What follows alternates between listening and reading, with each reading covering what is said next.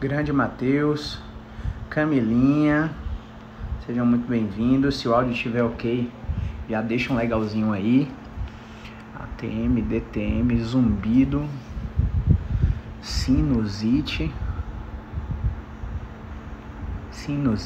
e correlações. Tudo ok. Cabelo ok. Narizinho ok. Brota no bailão pra desespero do seu ex. Tudo ok, né, Matheus? Grande Neto Barbosa. Fala, galerinha. Caio César aqui pra fazer mais uma live surpresa. Não tô avisando a ninguém, nem pra lista de e-mail, nem pra ninguém aqui do Instagram que vou fazer essas lives. Vão ser lives super aleatórias sobre dúvidas que vocês têm mandado no direct e nas caixinhas de pergunta que eu deixo durante a semana, tá? Tô com a luz na minha cara aqui, então você vai me ver derretendo. Também tô com alguns artigos abertos aqui na televisão pra gente conversar. Como a tela é enantiomorfa, né? Eu tô usando a tela frontal aqui, você vai ver tudo ao contrário aqui, mas o importante é que você veja, tá bom? Então hoje eu vou falar um pouquinho sobre ATM, DTM, zumbido, sinusite e correlações, tá? Primeiro que, às vezes, o paciente, ele não precisa ter dor em lugar nenhum. Ele não precisa ter dor. Basta que ele sinta zumbido, basta que ele sinta sinusite, sem ter dor nenhuma. E isso pode estar sendo ocasionado por bloqueios de movimentos simples na coluna cervical, na articulação temporomandibular, na base do crânio, junto com a primeira e segunda cervical, que é uma articulação específica que a gente chama de OAA.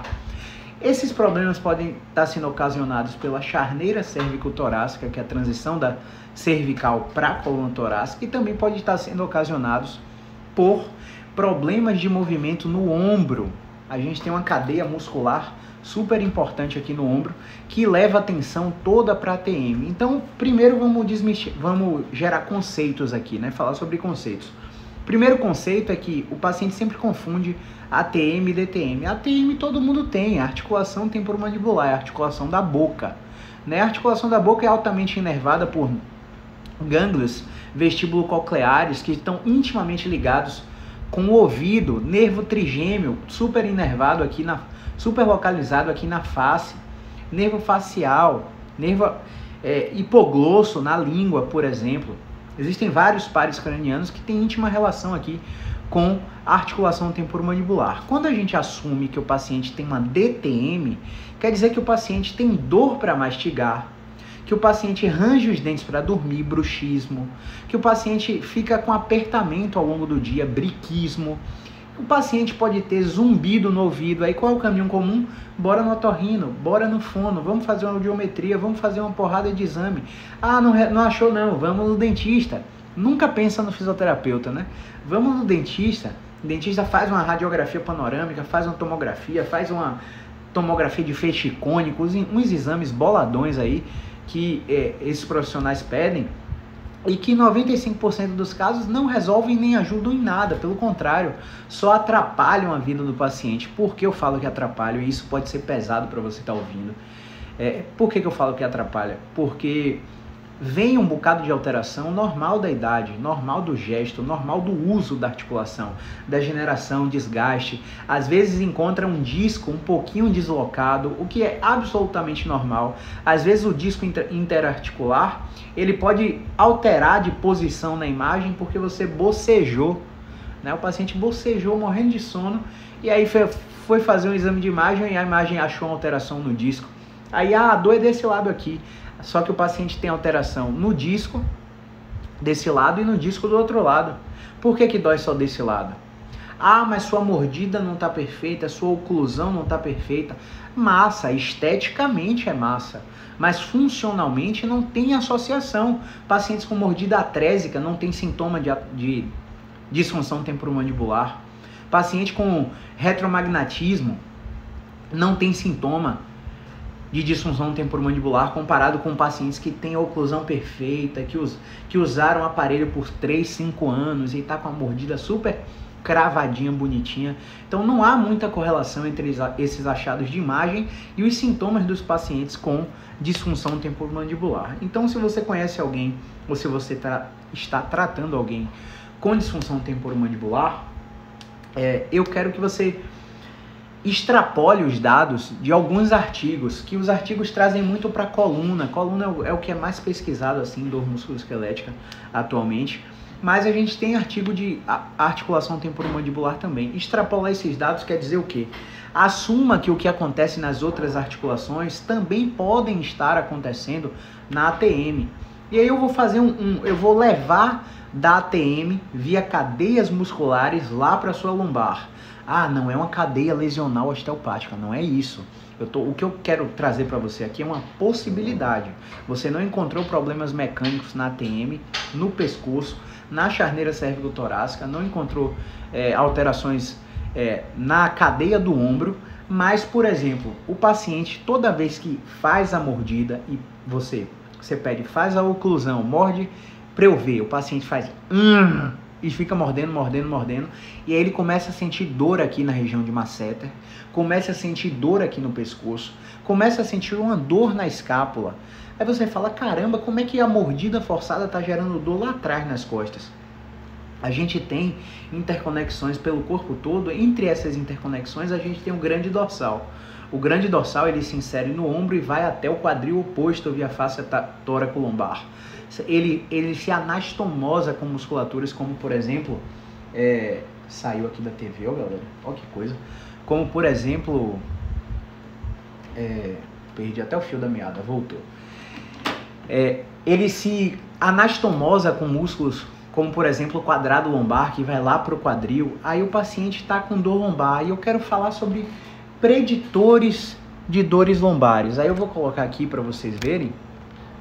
Aqui a gente... a imagem é ao contrário, né, velho? Eu vou tentar virar para vocês aqui, rapidinho. Tentar virar para vocês, não sei se vai ficar legal. Mas tudo bem, vamos lá. Feito é melhor que perfeito, né? Vamos aumentar aí. Aí eu já vou fugir um pouquinho do tema, só para que você extrapole os dados de alguns artigos, tá? Muitas vezes vai se aplicar, outras vezes não vai se aplicar. Mas aqui a gente está no European Journal of Pain. E aqui a gente está pesquisando condições inflamatórias, condições inflamatórias crônicas na vida precoce podem predizer dor lombar em adolescentes e adultos jovens. A gente vai abrir aqui o artigo e a gente vai te mostrar uma tabelinha aqui, não sei se vocês estão vendo aí, tá galera? A gente vai te mostrar uma tabelinha aqui desse artigo de fatores que estão associados à dor quando o paciente tem de 14 a 25 a 22 anos, não lembro agora, mas vou te mostrar, 14 a 22 anos, tá? 1.152 participantes. 59% reportaram algum episódio de dor lombar. Calma que a gente vai voltar para a TM, aqui é só para vocês se ligarem, tá? Vamos te mostrar aqui a tabelinha, cadê a tabelinha dele? Olha que tabelinha fantástica, ó. Cadê ela? Tá. Ó, o paciente pode ter alterações endócrinas e aí, galera, extrapola isso para as disfunções temporomandibulares, ok? Extrapola. O paciente pode ter diabetes mellitus tipo 1 no sistema endócrino, alterações de sistema endócrino. O cara pode ter doença de Addison, doença de Hashimoto, uma síndrome linfoproliferativa autoimune. O paciente pode ter rinite alérgica ou crônica, sinusite, tonsilites. O paciente pode ter bronquite crônica, bronquiectasia no sistema respiratório já, asma. O paciente pode ter refluxo gastroesofágico, gastrite no sistema digestivo já, doença de Crohn, gastroenterite eosinofílica. O paciente pode ter pancreatite crônica, doença celíaca, tecidos subcutâneos e pele, dermatite atópica, psoríase, conjuntivite crônica, dermatite eczematosa. O paciente no sistema musculoesquelético pode ter dor, pode ter lúpus eritematoso sistêmico, artrite reumatoide juvenil, espondilite anquilosante, polimialgia reumática. Olha a alteração de sistema imune. né? Doença de Hashimoto, Addison, diabetes, isso aqui eu já falei, granulomatose, doença celíaca, já falei, artropatia psoríatica, psoríase, lúpus eritematoso, isso aqui eu já falei também. Então, o paciente pode ter uma porrada de doenças. Olha a quantidade de gente em cada um dos estudos, né? 2.400 em um, 2.200 em outro, 2.048 em outro. Olha só, quando o paciente tem alguma doença respiratória, olha a barrinha saindo da linha aqui no odds ratio, ó. Doença respiratória. Quando o paciente tem doença digestiva, fugindo da barriga. Doença de pele não tem tanto efeito. Dermatite atópica já tem alguma correlação. Doença autoimune também tem alguma correlação. Olha só, doenças musculoesqueléticas, pessoal. Olha quanto afasta da barrinha, né? Doenças endócrinas, doenças autoimunes, quanto afasta da barrinha. Se o paciente tem uma dessas doenças, opa lá, já tem uma correlação. Se o paciente tem duas dessas doenças, já tem mais correlação. 3 ou mais dessas doenças já tem muita correlação. Então, galera, só para voltar aqui no artigo e voltar aqui para mim, né? Vamos olhar pro Caiote aqui pra gente conversar um pouquinho. Né? Por que eu tô te mostrando isso? Eu tô te mostrando isso pra gente extrapolar esses dados de dores lombares em adultos jovens. Cada vez mais os pacientes de consultório têm 18 anos, 22 anos, 25 anos. Não é mais aquele vovozinho com 60 anos. Não é mais aquele adulto sênior, né, de 50, 55 anos que está com muito estresse, muita demanda da vida profissional e do nada começa a desenvolver dor. Eu estou falando de pessoas jovens, o artigo é para dor lombar, e eu estou falando de ATM, de DTM, de zumbido, de sinusite, correlações. E eu estou mostrando para você que na dor lombar, as alterações musculoesqueléticas que podem estar associadas e que podem predizer dor lombar em adultos jovens, em adolescentes, estão correlacionadas com essas diversas doenças que eu citei. Na articulação temporomandibular é a mesma coisa. O paciente tem dor na TM, o paciente pode apresentar zumbido no ouvido, zumbido dentro da cabeça, pode apresentar aquele sinal de... Sabe quando você desentope? Quando uma bola poca, uma bola de futebol poca, quando aquele pino sai que fica aquela zoadinha assim, fina por um tempão, o paciente pode estar com essa zoada também. O paciente pode ter sinusite associada. E olha, tem artigos que estão mostrando que pacientes com sinusite, 59% desses pacientes têm alguma perda de movimento no pescoço. E aí, desses que têm perda de movimento, vamos recuperar o movimento no pescoço para ver o que acontece no sinusite. Desses 59% que tem perda, 40% melhora da sinusite quando a gente restabelece o movimento do pescoço. Então a fisioterapia, ela tem que se enxergar num ponto de vista muito além do ponto de vista mecânico. Porque muitos fisioterapeutas ficam, meu Deus, preferência direcional, e aí encontra um paciente que não tem preferência direcional, não sabe o que fazer. Não sabe analisar o paciente como um todo e ver quais são as variáveis que em associação podem estar correlacionadas com a DTM, com a dor lombar. E aí quando você pega aquele paciente que está carregado de exame de imagem, vai com a sacolinha para o seu consultório te mostrar o exame, dizendo que tem a mordida cruzada, dizendo que tem uma anteriorização do queixo, dizendo que quando morde dói, e aí você quer pensar logo em liberar masseter, liberar pterigoide, liberar platisma, você quer pensar logo em liberar cervical, só que muitos desses pacientes não vão responder. Você vai ter que colocar movimento no paciente. Quando você coloca movimento, muitos também não vão responder. E aí você precisa entender que se o paciente tem dor temporomandibular, ele pode ter síndrome de intestino irritável.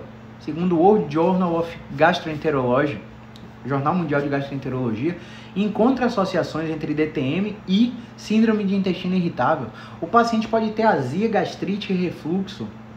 O paciente pode ter níveis de ansiedade altíssimos. Aí você aplica 10. Depression, Anxiety and Stress Scale. DASS. ele vai medir índice de depressão, ansiedade e estresse no paciente. Aí você vai ter lá a sua margem para saber se o paciente está com alto, médio ou baixo nessa escala. E você vai poder dizer para ele, olha, sua ansiedade pode estar correlacionada ao seu bruxismo, a sua dor na ATM, pode estar correlacionada à sua dor de ouvido, ao seu zumbido, à sua dor no seio da face. Ah, como é que pode isso? Isso começou há 2 meses, eu já estava ansiosa desde a pandemia. Não importa. O copo estava cheio e caiu uma gota. Se o copo já está cheio e cai uma gota, começa a transbordar e ela começou a desencadear sintoma agora. Por isso é muito importante você falar com jeito com o paciente, com esses fatores psicossociais. Porque muito paciente, quando você começa essa conversa logo de cara, ele não volta mais em seu consultório. Ele acha que você está chamando ele de maluco, que não tem nada na TM. Ele vai dizer, olha, quem é esse fisioterapeuta que está falando que o meu problema não está na TM? Se eu já fui em 3 dentistas, eu paguei R$800 em uma consulta com um dentista super especialista, paguei 400 em uma consulta com outro, paguei 500 em uma consulta com outro, fiz vários exames, todos eles falaram que eu tenho que corrigir a mordida, que o meu zumbido vai desaparecer. Cara, lava as mãos. Lava as mãos. Como assim lava as mãos? Deixa o paciente ir seguir o caminho dele. Muitas vezes esse paciente vai fazer todo o tratamento odontológico. Não estou dizendo que não funciona. Estou dizendo que a maioria dos casos de dor na articulação temporomandibular não tem correlação nenhuma com alterações estruturais que precisem ser corrigidas. Então, o que a gente tem que pensar relacionado a isso? Como falar para o paciente, como comunicar para o paciente que o aspecto psicossocial pode estar correlacionado com a DTM desse paciente. Você vai falar, olha, você vai fazer perguntas socráticas abertas para o paciente refletir. Olha só, então você está me dizendo que você já foi em 3 dentistas, fez exames de imagem, tomou remédios, utilizou o aparelho e mesmo assim o seu sintoma não está melhorando. É isso que você está dizendo? Com certeza, não, já fiz tudo isso e não melhorou. Pelo que você está me falando, talvez você esteja tentando uma nova alternativa para tratar esse problema de DTM, correto? Ela, não, por isso que eu te procurei, realmente, eu te procurei por isso. Bom, se você já tentou muitas estratégias e não resolveu, provavelmente seja mais difícil de eu resolver. Como é que está a sua expectativa em relação ao tempo de tratamento que a gente vai fazer aqui? Porque eu preciso te atender por 6 semanas. Preciso te atender por 6 semanas para excluir todas as possibilidades mecânicas de pescoço, torácica, ombro, da própria TM que estejam gerando seu zumbido, que estejam gerando sua dor no seio da face por causa da sinusite, para a gente saber por que isso está ocorrendo. Quais são as possibilidades que a gente tem para melhorar. E aí, depois que você proporcionou essa reflexão no paciente com dor na TM, você já entra para outro ramo de conversa.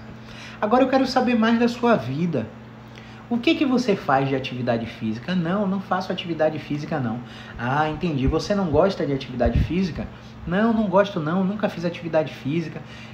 Entendi. E você, como é que tá seu sono? Caramba, muito difícil de dormir, até por causa dessa dor, sabe, Caio? Essa dor aqui não tá deixando eu dormir. Toda vez eu acordo de madrugada. E você tá adotando alguma estratégia medicamentosa para aprofundar o seu sono? Não tô adotando nada não. Eu tomo um chazinho de camomila, como muitos pacientes me falam. Eu tomo um chazinho de camomila e vou começar a tentar dormir. E como é que tá? E tem funcionado esse chá? Pô, na verdade não. Entendi. Então você está me dizendo que você não faz atividade física, que você não tem dormido bem mesmo com chá, mas também você não adotou nenhuma estratégia medicamentosa para aprofundar seu sono, nem começou a fazer uma atividade física ainda, correto? Correto, Caio. Com certeza não comecei ainda não e você vai me mandar fazer atividade física, né? Não, eu não mando em nada aqui. Eu não mando em nada. A gente só está refletindo sobre as decisões que você tomou que te trouxeram até mim. E a partir dessa reflexão, a gente vai ver uma melhor possibilidade para que você comece a melhorar desse problema.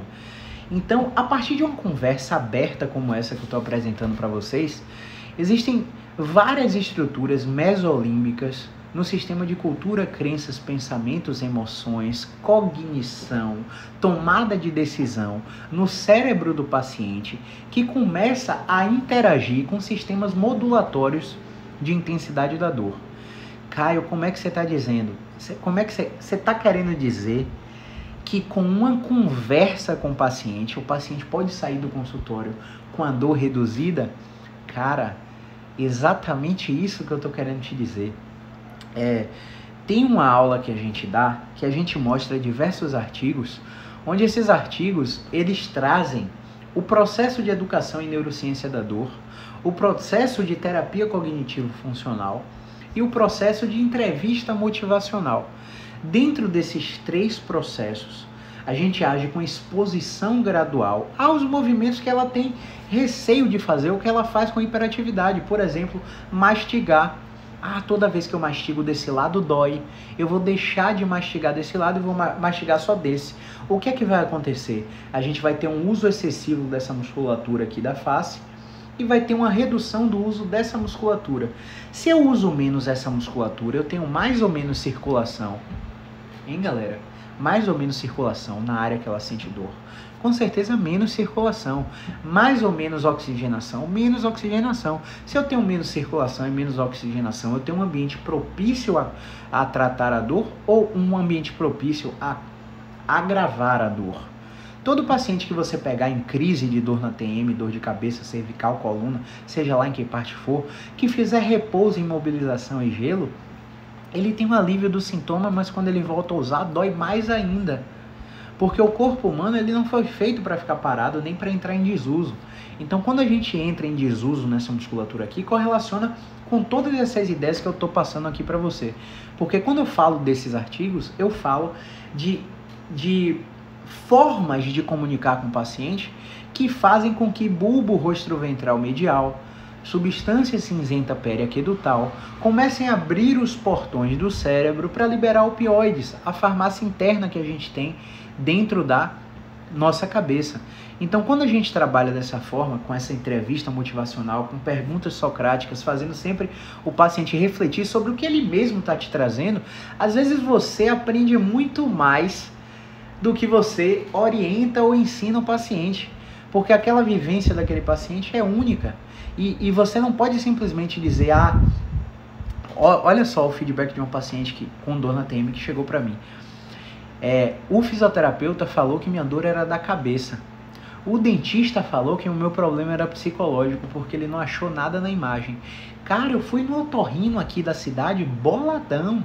Um otorrino que ele é especialista, ele é médico, especialista em otorrinolaringologia e subespecialista em cirurgia cérvico-crânio, crânio-maxilofacial, uma coisa dessa, otorrino, não é dentista bucomaxilo não. E aí, quando eu faço essa comparação, não é para dizer que um é melhor que o outro não, viu pessoal? Cada um tem seu ponto de trabalho. E aí, o que é que acontece? Quando eu falo sobre isso, o feedback que a paciente me trouxe desarmou completamente a paciente, reduziu completamente a autoeficácia dela, porque ela sabe que a dor dela é real, só que estão dizendo que o problema dela é da cabeça, e talvez esses profissionais não quisessem falar dessa forma. Talvez esses profissionais comunicaram até de uma forma adequada, mas é aquela coisa. Comunicação não é o que você fala. Comunicação é o que os outros interpretam da sua fala. E você tem que deixar isso livre de viés para fazer o paciente chegar à própria conclusão. E muitas vezes o paciente empaca. O paciente reflete sobre o que você está falando, mas ele empaca, ele fica parado. E aí você pergunta, o que você acha que está acontecendo com sua TM? Fala aí, sem livre de viés, sua opinião, fora dessas opiniões que profissionais de saúde te deram. A partir daquele momento que você começou a ter a dor, o que você acha que está acontecendo em sua vida de diferente da rotina anterior? Caramba, tudo melhorou, tal, estava tudo normal, e o paciente não consegue ainda achar um momento ou uma circunstância de vida que tenha desencadeado o sintoma. Às vezes o paciente vem com tamanha lucidez que ele diz assim, caramba, realmente, toda vez que eu me estresso, o bicho pega. Toda vez que eu tenho um conflito com minha esposa, que eu tenho um conflito com meu filho, com meu sócio, com meu funcionário, com meu chefe, com meu líder, o bicho pega, eu não sei o que que é. Cara, se eu abrir pra vocês aqui, é porque eu não tenho fácil aqui. Neuroanatomy. Se eu abrir pra vocês aqui, of processing pain. Vamos ver se eu acho aqui uma figura mais legal. Neuroanatomia e neuropsicologia da dor. Vamos ver se eu acho uma figura legal para mostrar para você. Porque quando o paciente traz um relato desse, a gente tem o gatilho para mostrar para ele que tudo isso... Cara, opa lá. Deixa eu te mostrar que coisa linda aqui. Olha só. Deixa eu te mostrar que coisa linda. Vamos lá. Cara, olha só.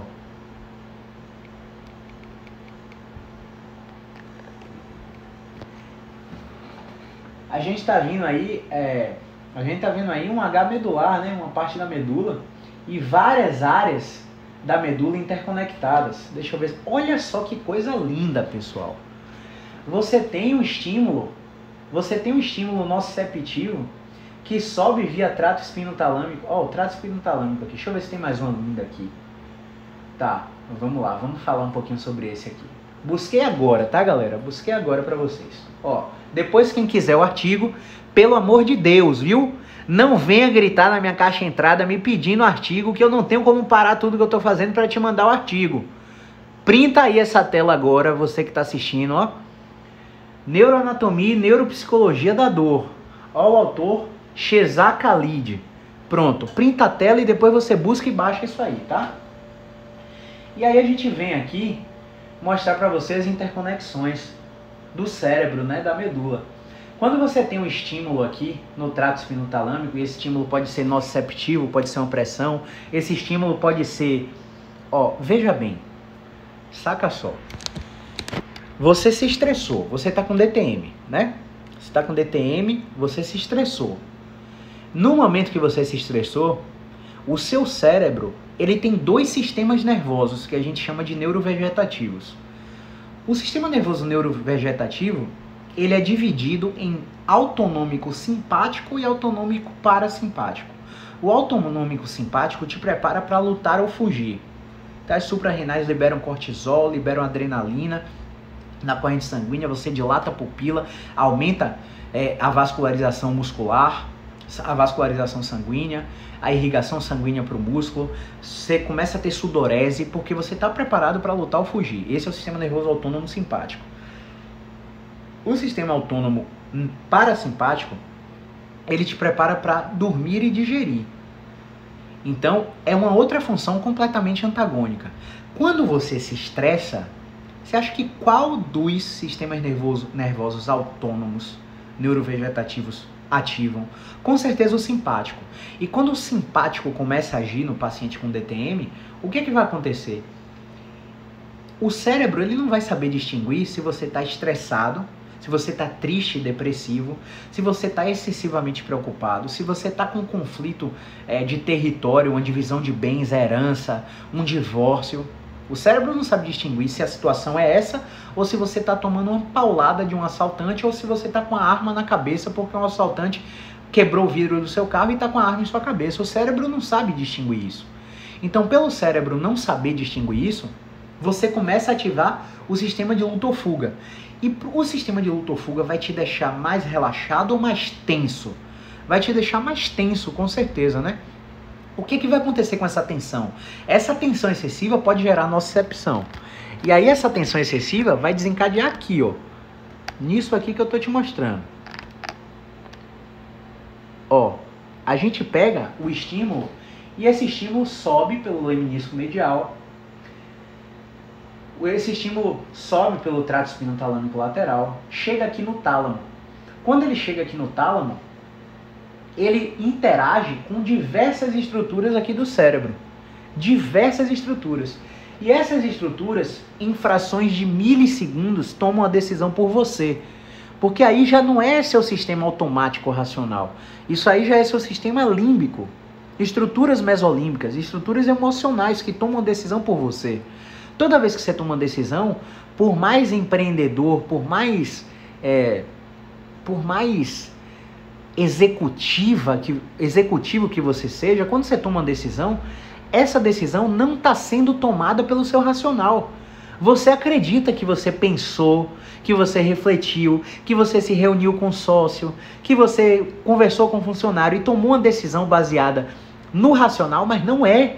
Você tem um viés emocional, porque nessas estruturas aqui que eu estou te mostrando, essas estruturas, elas são mesolímbicas, são centros de cultura, crenças, pensamentos, experiências prévias não assimiladas, que em frações de milissegundos fazem você tomar a decisão. E aí nessa decisão, você tem aqui um bulbo rostroventral medial. E esse bulbo rostroventral, junto com a substância cinzenta periaquedutal, vai fazer você liberar ou não sua farmácia interna de analgesia. E essa farmácia interna vai fazer você voltar ou não para o sistema nervoso autônomo parasimpático. Beleza? E ao voltar para o sistema nervoso autônomo parasimpático, você desativa todos esses gatilhos. E aí por que eu estou falando isso com você? Por que eu estou falando isso com você? Porque existem estratégias que você nunca vai pensar que um fisioterapeuta pode introduzir em você. Introduzir com você. Como terapia cognitivo funcional. Exposição gradativa ao movimento que provoca dor. Como um mindfulness, based stressful. O mindfulness é uma técnica de atenção plena sensacional que desativa muito rápido o sistema de luta ou fuga. Desativa muito rápido, muito rápido. Então, cara, se você não conhece ainda o Mindfulness, tá na hora de você abrir o Amazon e comprar um livro chamado Atenção Plena. Tá na hora de você abrir seu app aí do Play Store, do Apple Store e baixar um aplicativo chamado Headspace. O Headspace, ele te ensina a meditar de forma guiada. É um aplicativo brutalmente lindo para você que sente dor. E que sente dor há mais de 3 meses, principalmente. Deixa eu ver se tem mais alguma coisa para mostrar. Então, no paciente que tem dor temporomandibular, você vai ter o quê? Ó, deixa eu te mostrar aqui de novo. Mindfulness, amo, Sunamita. Tá falando de mim? Grande Hélio, se identificou aí. Te contei exatamente isso essa semana, olha só. Eu tô falando de uma paciente com disfunção temporomandibular que a gente recebeu essa semana. E o caso é muito isso, mas vamos ver se é o seu caso também, né? Vamos lá, vamos voltar para aqui.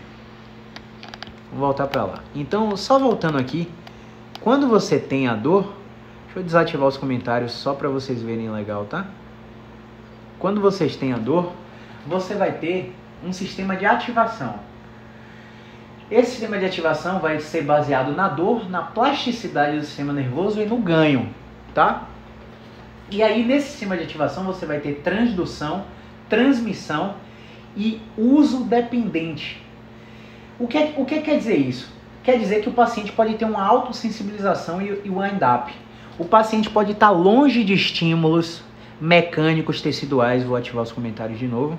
O paciente pode estar longe de estímulos mecânicos teciduais, mas o gatilho de estresse vai desencadear. E se o paciente tiver um wind-up, quanto mais ele repetir o gatilho, mais ele vai ter dor, mais ele vai ter tensão, mais ele vai ter espasmo. E aí esse sistema aqui de modulação não vai funcionar. E aí o paciente vai ficar com a sensibilização central ou periférica e não vai conseguir modificar os sintomas, gerando uma dor patológica persistente. Por que eu estou te falando aqui dessa autossensibilização, dessa transmissão e desses gatilhos? Vamos voltar para mim aqui agora. Por que eu estou te falando aqui desses gatilhos? É o seguinte, o cérebro, ele é altamente associativo. Veja bem, eu vou contar um caso meu, tá? E aí minha vida é um livro aberto, depois a galera fala como se já me conhecesse de anos, porque eu gosto de dar os meus exemplos para que você consiga associar. Por um momento, durante a separação de meus pais, eu fiquei alguns períodos sem falar com meu pai. Olha só. Nesse período eu estava treinando karatê, mas estava treinando um karatê muito pesado. muito pesado, fui para campeonato brasileiro, fui vice-campeão, depois fui classificado para o sul-americano, aí tive uma lesão. Nesse treino para o sul-americano de karatê, o que aconteceu? Eu tomei um golpe de um atleta em uma sombra, que é uma espécie de luta sem contato, só para demonstrar o ponto. Quando eu tomei esse golpe, eu fiquei com uma dor torácica muito grande. Só que aí passaram 3 semanas, 6 semanas, 12 semanas, e a dor torácica continuava. Só que naquele momento que eu tomei aquele golpe, eu estava em conflito com meu pai. E aí o que aconteceu? O meu cérebro entendeu que toda vez que eu tomasse uma pancada, eu ia desencadear aquela dor e eu associado a isso tinha um conflito com meu pai. E aí toda vez que eu discutia com meu pai, eu tinha dor torácica. E aí eu fiz imagem da torácica. Nessa época eu estava estudando fisioterapia, não entendia absolutamente nada do que eu entendo agora. Fiz ressonância da torácica, fiz exame, fui em 3 ortopedistas, fui em fisioterapeuta e nada da dor torácica passar. Toda vez que eu discutia com meu pai, eu tinha essa dor torácica. E aí, nessa época eu ainda não tinha começado a fumar cigarro, não. Mas nessa época eu já fazia terapia. Psicologia, eu tinha uma psicóloga para chamar de minha e adoro tenho até hoje. Toda semana tô lá, firme e forte. E na terapia eu levei essa demanda para ela. Minha demanda era outra, completamente diferente. Eu levei essa demanda para ela. E aí ela falou, cara, você tá precisando de um procedimento chamado constelação familiar. E aí eu fiz 2 sessões de constelação familiar. E hoje eu até discuto com meu pai pelos mesmos motivos, mas não desencadeio mais a dor torácica. Então, tem um experimento de Pavlov. Deixa eu ver se eu acho aqui.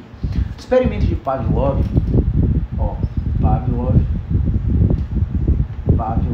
Experiment.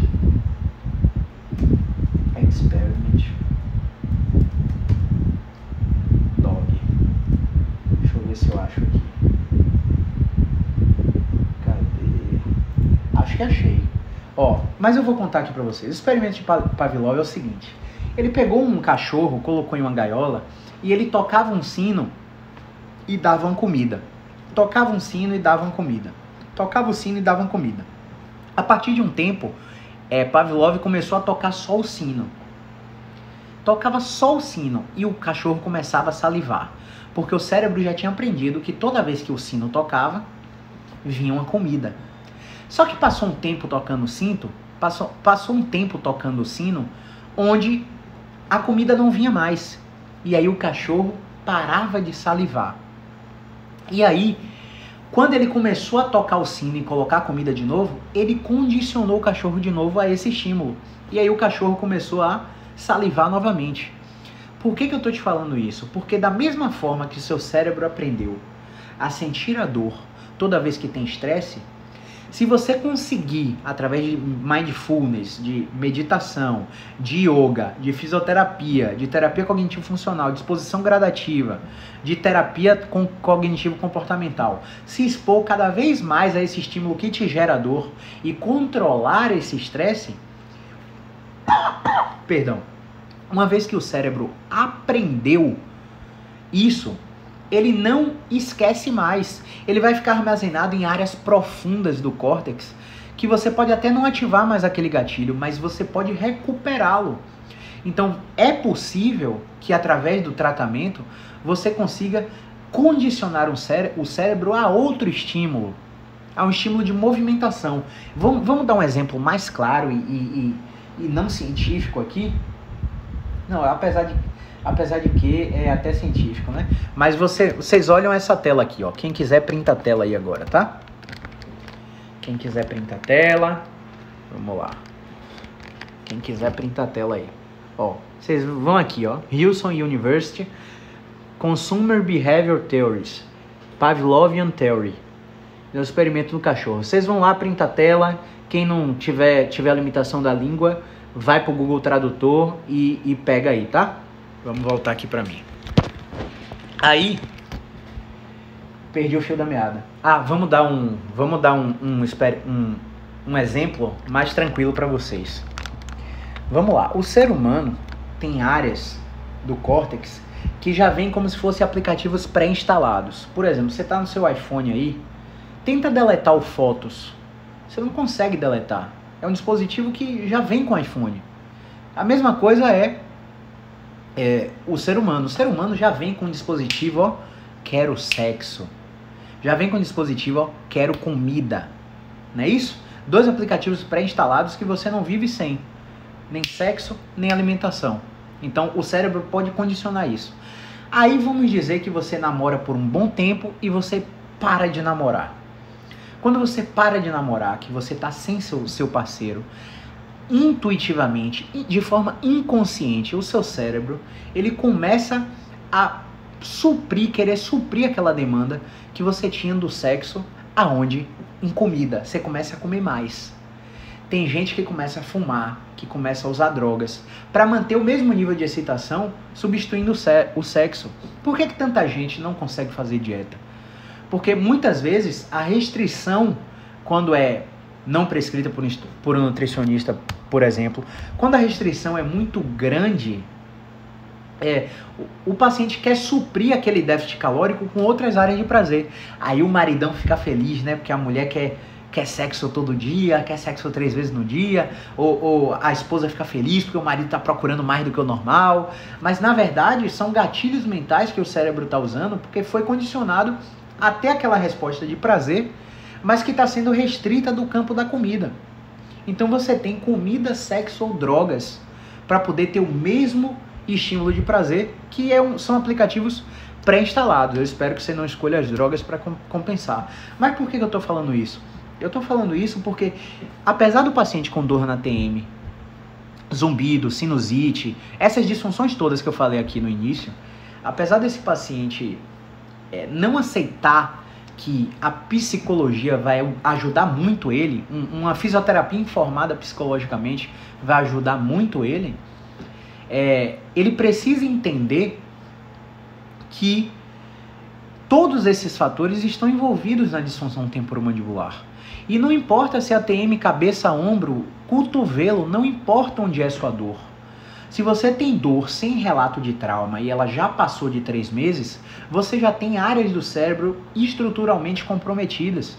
É uma amígdala que detecta ameaça, que está hipertrofiada, que aumentou de tamanho, está reconhecendo ameaça em diversas circunstâncias.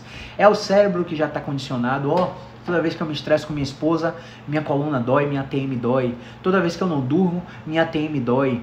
Aí vamos dizer que você teve uma alteração no disco, fez uma discopexia com o dentista, corrigiu a alteração. Mas aí aquele gatilho ainda está condicionado. Você corrige a alteração estrutural que te explicaram que era por isso a dor, você volta para casa e aí tem uma nova discussão com sua esposa e a dor tá lá. Aí você diz, não, é o pós-operatório, vai passar. Aí beleza. Aí você tem um momento assim de 2, 3 anos sem discussões com sua esposa, com seu marido, sei lá. E aí, 3 anos depois, você não dorme direito, a dor na TM vem de novo. Porque o cérebro aprendeu aquilo. Então você precisa ressignificar. E você só vai ressignificar com a fisioterapia informada psicologicamente, com a terapia cognitivo-comportamental, com a terapia de aceitação e compromisso, com a terapia de exposição graduada. Você só vai ressignificar se você tiver auxílio profissional. Ou se você tiver uma gana muito grande de autoconhecimento.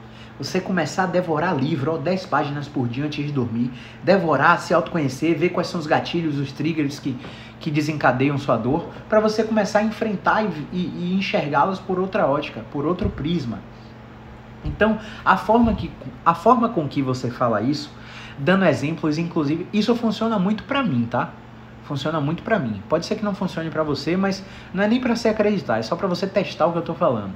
Quando eu abro situações reais de minha vida, como essa que eu abri da torácica para o meu paciente, o paciente começa a se reconhecer em circunstâncias. E quando o paciente começa a se reconhecer nessas circunstâncias, ele começa a entender gatilhos que começam a desencadear a dor dele. Nesse momento que ele começa a entender, o cérebro dele começa a se descondicionar, porque ele entende racionalmente agora que o processo é mais profundo do que ele imaginava. Mas ele entende também que ele não vai precisar ficar indo em você 5 vezes na semana, 3 vezes na semana, ele não vai precisar. Porque ele agora entende que o processo é mais cognitivo do que físico e você está ali só para auxiliar e reavaliar. Então, muitos pacientes com DTM a gente mobiliza a TM, traciona a TM, palpa masseter, palpa a musculatura profunda da TM, palpa dentro da boca, testa pescoço, testa torácica, não acha nada.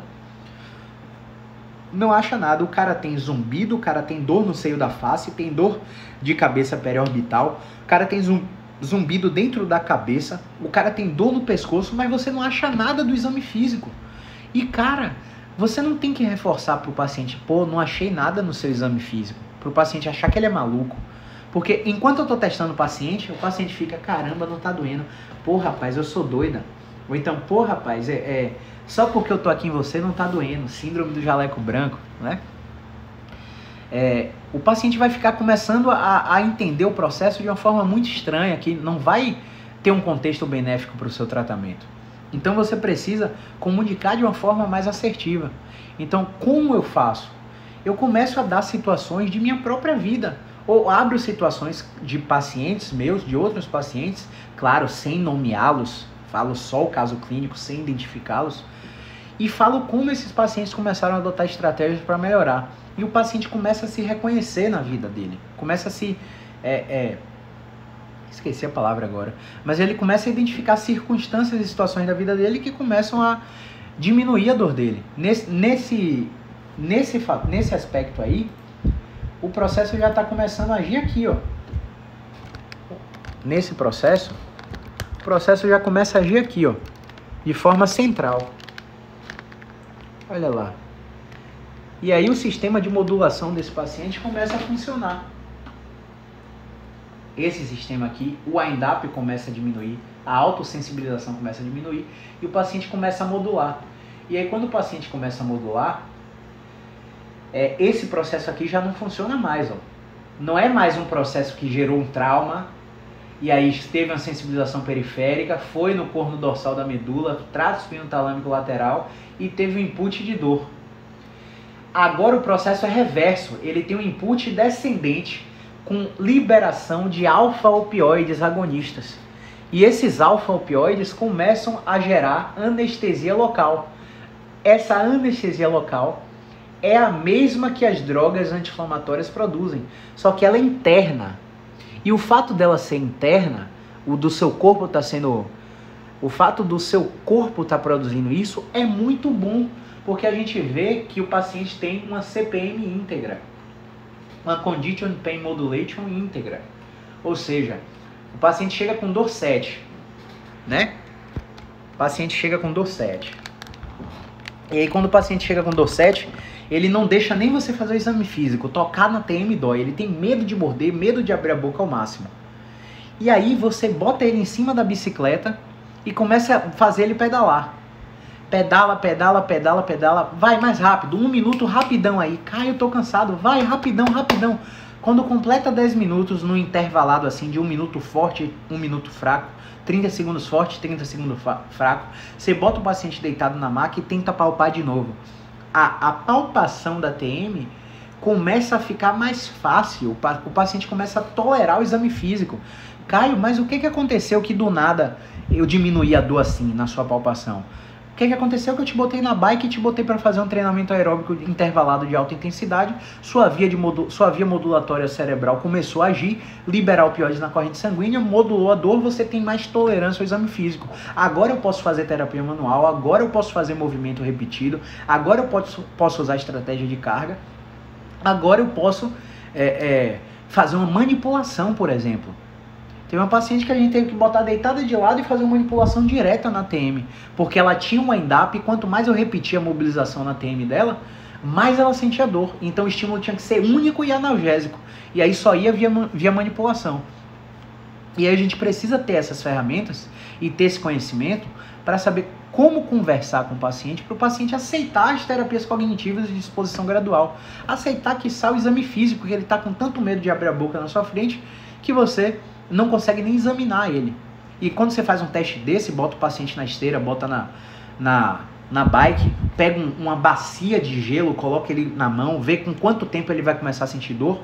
Ele, pô, caramba, senti dor com 3 minutos no gelo. Não aguentei, tive que tirar. Você bota ele na bike, bota o gelo no congelador de novo, traz mais gelo e bota a mão dele depois de 10 minutos de bike intervalada e você vê com quanto tempo ele vai aguentar. Ah, Caio, mas foi porque eu suei, aumentei a temperatura. Cara, tem várias teorias para explicar isso. Uma delas é da Condition Pain Modulation. A gente modula esse wind-up, não dá um estímulo repetido e o paciente começa a sentir menos dor. Ou seja, a via analgésica dele está íntegra. Ele vai ser altamente responsivo ao exercício. E aí pode ser exercício geral, não precisa ser específico. E Caio, quando é que você faz isso? Um paciente com dor temporomandibular que não tem preferência direcional, que não é estritamente mecânico. Eu fiz vários posts aí no Instagram, onde eu botei segmentações, né? E cara, vai nesses posts que eu faço e lê até o final. Vai nos vídeos e assiste até o final. Porque muito desses posts são conteúdos do meu curso pago. E a gente está abrindo aqui para vocês. Então vai lá até o final. O que acontece? Nesse caso que a via modulatória está íntegra, o paciente começa a sentir menos dor, o limiar da dor começa a aumentar. Se você tiver, por exemplo, um algômetro de pressão, eu não tenho um algômetro de pressão. Comprei agora, deve estar chegando, mas eu não tenho. Mas no algômetro de pressão, por exemplo, você pega um ponto longe da dor. O paciente está com dor na TM. Aí você faz um ponto na TM, 1 newtons por quilo de força, o paciente, limiar de dor baixíssimo. Aí você vai na mão do paciente ou na tíbia do paciente e com 1 newton de força, o paciente, limiar baixíssimo também, distante do local. Você acha que esse paciente está com a sensibilização periférica ou central, onde o corpo dele está recebendo inputs de forma exagerada? É como se eu chegasse aqui no disjuntor, apertasse o disjuntor para acender essa luz que está aqui na minha cara e ligasse a TV, ligasse o computador, ligasse o ventilador aqui atrás, ligasse a máquina de lavar, o ar-condicionado do quarto, porque o input dele está exagerado.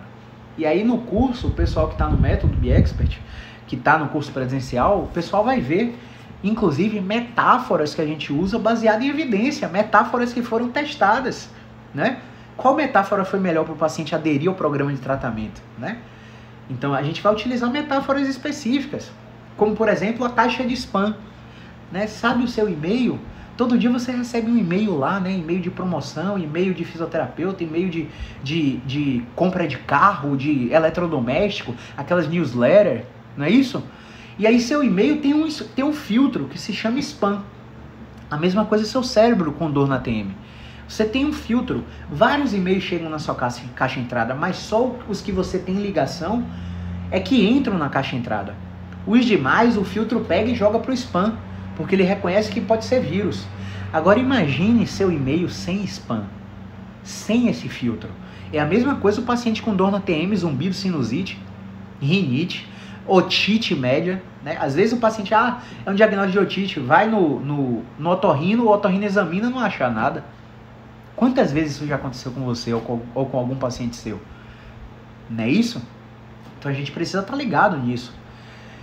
Então o processamento cerebral da dor na disfunção temporomandibular, eu diria que ele é mais biopsicossocial até do que na dor lombar, do que na dor cervical. Porque, veja, um paciente pode desencadear dor na TM depois de ter uma síndrome de intestino irritável, crise de diarreia, cólica abdominal, dor abdominal de baixo ventre em mulheres, né? Tem pacientes, como eu falei aqui, que tem doenças completamente nada a ver. O paciente tem dermatite atópica, né? Uma doença de pele, começa a desenvolver dor na TM. Porque se algo agiu na pele é porque algo já está irritando o sistema de alarme do cérebro. Então, quando você explica dessa forma, como é que o paciente não entende que ele precisa não só de você, como também de terapia, né? Eu tenho vários pacientes que têm dermatite atópica e que só melhoraram depois de psicologia. Pacientes que trataram com dermatologista, usaram corticoides, fórmulas manipuladas, e aí quando vieram para mim, vieram por outra queixa. Pô, caramba, tô com a dor na TM. Tô com zumbido no ouvido. E aí a gente faz o checklist de condições clínicas. Tem alguma coisa que eu esqueci de te perguntar e que você acha relevante na sua história? Me conta a sua história. E como é que estava a sua vida quando você desencadeou essa dor? O que é que aconteceu de diferente? Você teve algum conflito emocional, alguma partilha de bens, alguma divisão de herança, separação, conflito com sócios, funcionários, algum estresse fora de rotina na época que você desencadeou a dor? Aí o paciente começa a ter um estalo. caramba, eu tive dermatite atópica na época. Inclusive, tô de novo, já começou a sair aqui no braço. E aí, tomando corticoide, e a gente começa com essas explicações que eu passei aqui para vocês agora. E o paciente aceitou fazer um processo de terapia. Nessa terapia, ela foi com a psicóloga que a gente trabalha, que a psicóloga é especialista em psicologia conjugal e familiar, né? Que é a psicologia sistêmica. E também trabalha com perdas e luto, que é uma segmentação específica da psicologia. E essa paciente, ela tinha tido uma perda de um ente querido na família.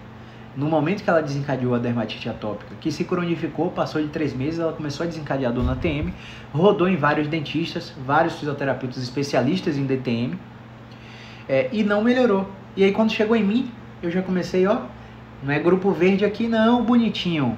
Também não é grupo vermelho, aqui é grupo amarelo.